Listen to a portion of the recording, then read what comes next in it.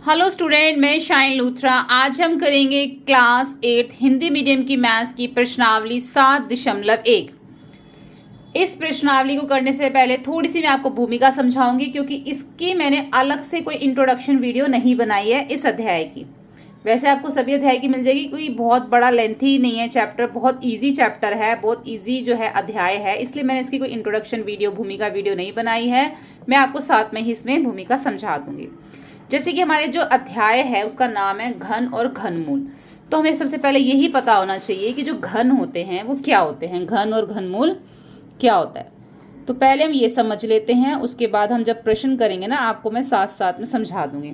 जैसे कि हमने इससे पहले एक अध्याय किया था, अध्याय 6, जिसका नाम था वर्ग और वर्गमूल।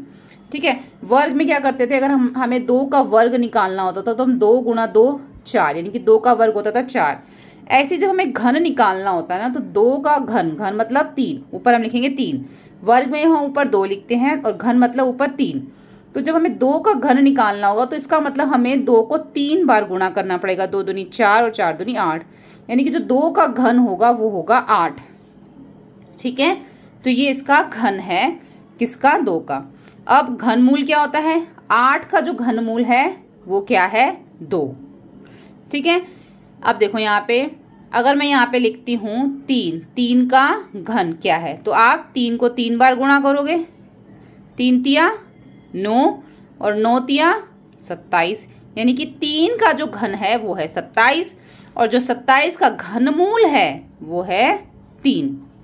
ठीक है, तो आपको ये चीज़ जो है ना वो याद रखनी कि घन और घनमूल क्या होता है।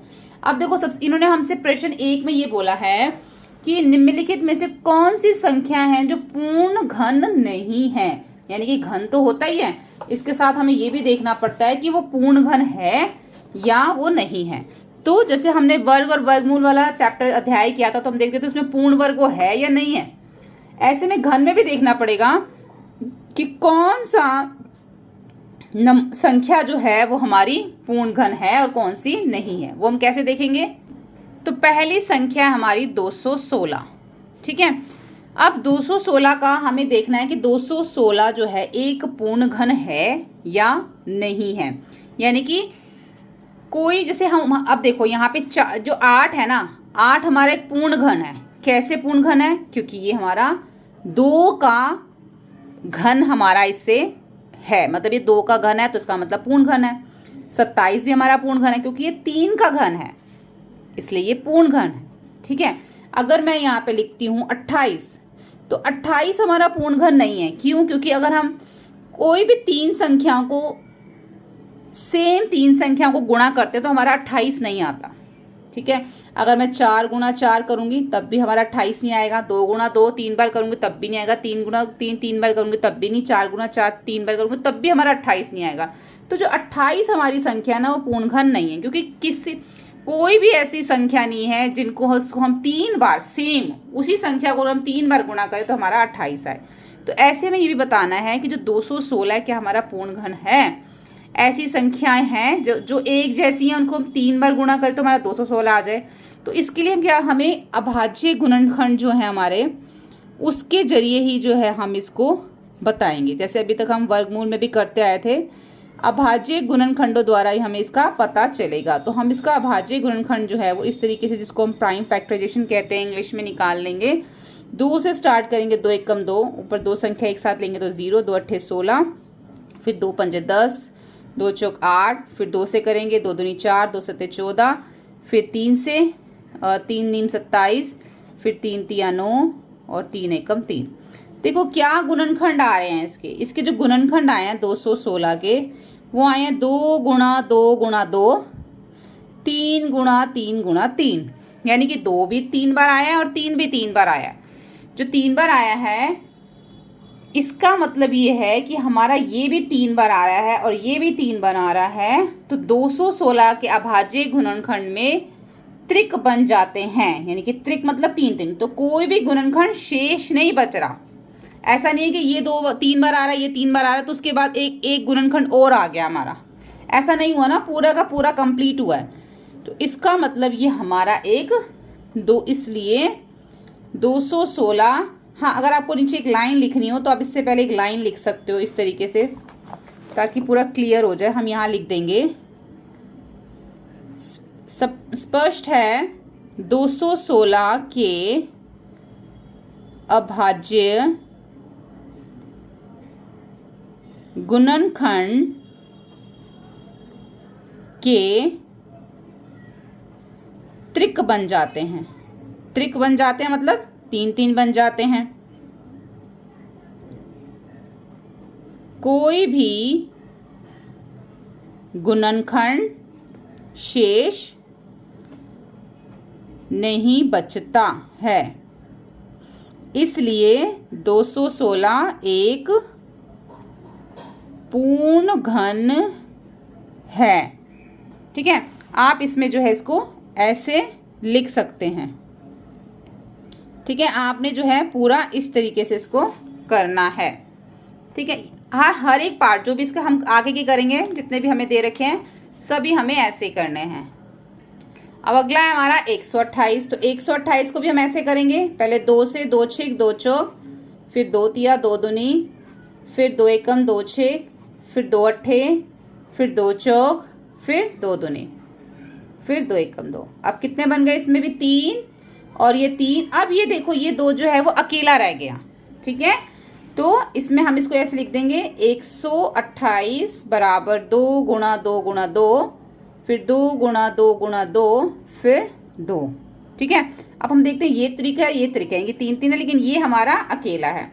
तो हम इसमें लिख देंगे अब यदि हम अभाज्य गुणन खंडों का त्रिक बनाने का प्रयास करते हैं तो हमारे पास केवल एक गुणनखंड अर्थात 2 शेष बचता है। इसलिए 128 एक पूर्ण घन नहीं है। ठीक है, ऐसे नेक्स्ट करते हैं इसका। देखो 1000 है, तीसरा हमारा 2 से करेंगे, 2 पंचे 10, फिर 2 से करेंगे।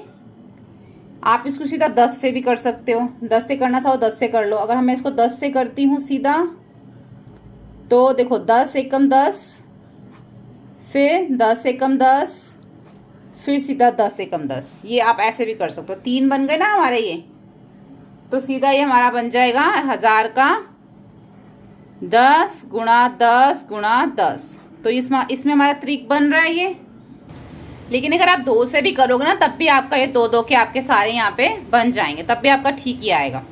तो यहाँ पर हमारा ये बन रहा है, तो वही लिख देंगे स्पष्ट है कि 1000 के अभाज्य गुणनखंडों के त्रिक बनाने पर कोई भी गुणनखंड शेष नहीं बचता, जैसे कि हमने पहले वाले पार्ट में लिखा था। इसलिए 1000 एक पूर्ण घन है। इसका फोर्थ देखते हैं। फोर्थ हमें दे रखा है इसमें, फोर्थ है 100। तो 100 का सिंपल है। अगर आप इसको 10 से करोगे तो 10 और फिर 1, इसमें त्रिक नहीं बन रहा। ठीक है, अगर आप 2 से भी करके देख लो तब भी नहीं बनेगा। 2 पंचे 10 0, फिर 2 25, फिर 5 25, फिर 5 एकम 5। इसमें भी ये 2-2 बन रहे हैं, 3 दोनों में ही नहीं बन रहे हैं। तो इसका मतलब 100 का जो है 100 हमारा एक पूर्ण घन नहीं है। ठीक है, हम इसमें लिख देंगे स्पष्ट है 100 के अभाज्य गुणनखंडों के त्रिक नहीं है। इसमें तो कुछ शेष भी नहीं बच रहा, त्रिक नहीं बन रहे, इसके तो त्रिक ही नहीं बन रहे।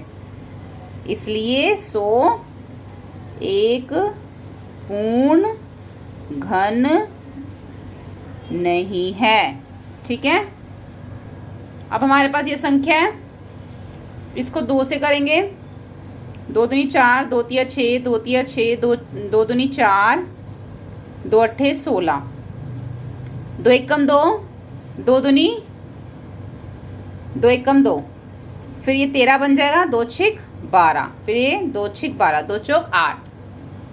ठीक है, फिर 2 से करो, 2 पंजे 10, 6 16 बन जाएगा, 2 अट्ठे 16, 2 तिया 6, 2 दूनी 4, फिर 2 से करो, 2 दूनी 4, 2 नीम 18, 2 एकम 2, 2 छिक 12, फिर 2 से करो, 2 एकम 2, फिर 9 आएगा तो 2 चौक 8, फिर एक इधर चला गया, 2 पंजे 10, 2 अट्ठे 16, फिर 2 से 2 सत्ते 14, 2 दूनी 4, 2 नीम 18।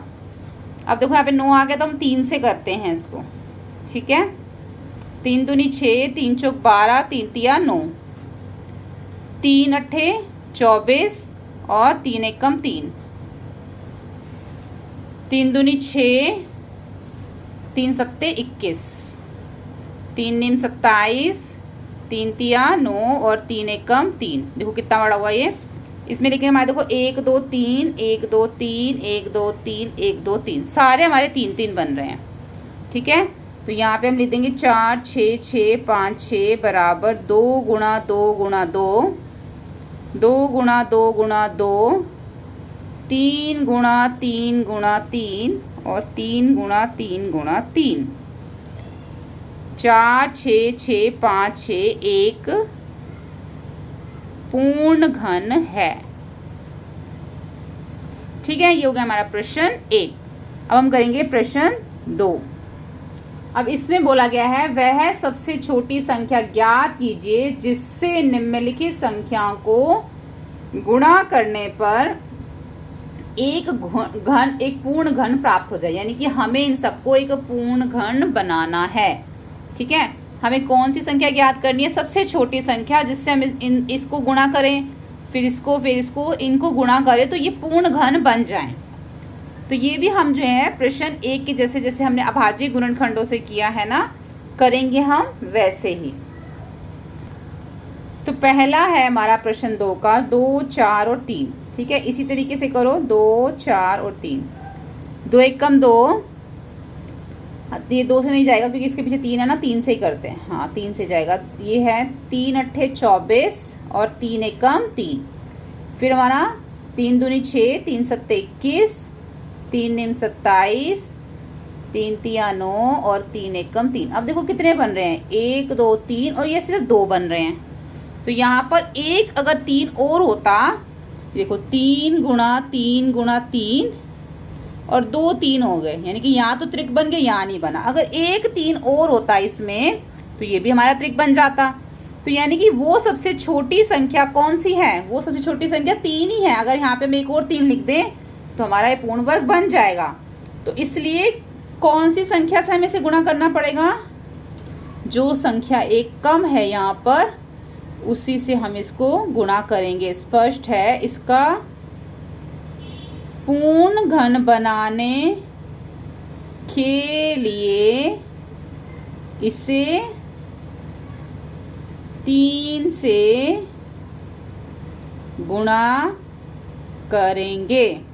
ठीक है, दूसरे में भी ऐसे ही करेंगे। दूसरा नंबर है 72, 2 से 3 36, फिर 2 से 18, फिर 2 से 9, फिर 3 से 3 और 3 से 1। अब देखो ये तो 3 बन रहा है, इसमें एक 3 कम है। अगर एक 3 और होता तो ये हमारा पूर्ण घन बन जाता। तो सेम यही वाली लाइन आपने जो है ये पूरी की पूरी नीचे आपकी यहाँ पर आ जाएगी। उसके बाद अच्छा ये हमने तीसरा कर दिया यहाँ पर, तो हम दूसरा देख लेते हैं। हम दूसरा है हमारा 256। ठीक है, इसको भी इसी तरीके से करो। 256 को 2 से शुरू करो,